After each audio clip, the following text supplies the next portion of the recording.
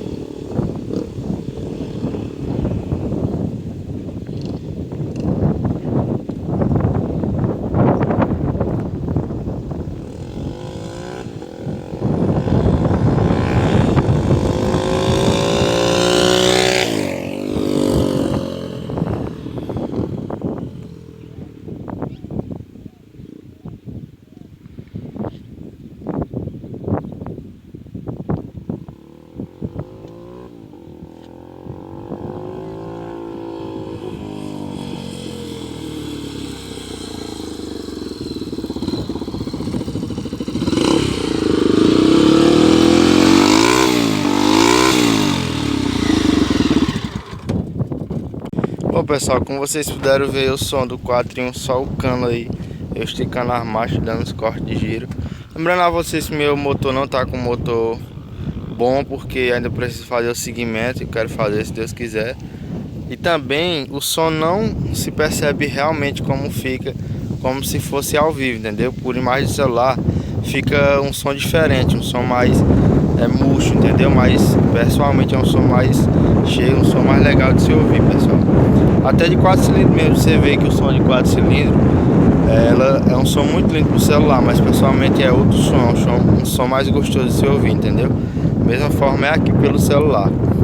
Mas tá aí o som desse 4 em 1 só o cano, como vocês me pediram, ó. Vocês têm uma prova, eu coloquei esse caninho ontem, ó. Entendeu, ó? Já tá sujando aqui, ó, pra você ver como o segmento dela tá ruim, ó. Tá vendo, ó? Esse outro dedo tá limpo, ó. Tá vendo? Só nessa puxadinha aqui que eu dei pra vocês verem aí. Mas esse é o resultado aí, ó, do 4 em 1. Quem se interessar nesse escape é só entrar em contato comigo pelo WhatsApp que eu tô deixando aí abaixo na descrição. e encomendar o seu, beleza? O 4 em 1, o 3 em 1 ou 2 em 1 que eu tenho aí. Beleza, pessoal? Então eu vou encerrar o vídeo aqui agora. Galera, e desde já quero pedir desculpa a vocês pelo vento que tá demais aqui na minha cidade, entendeu? Se não deu pra captar muito bom o som aí do escape, vai me desculpando aí, também até da gravação aqui eu falando. Mas espero que tenham gostado muito do som do escape, do vídeo aí, beleza? E como eu falei, quem quiser é só clicar aí abaixo na descrição que vai estar meu WhatsApp. Vocês entrarem em contato comigo e tá encomendando o seu escape 4 em 1.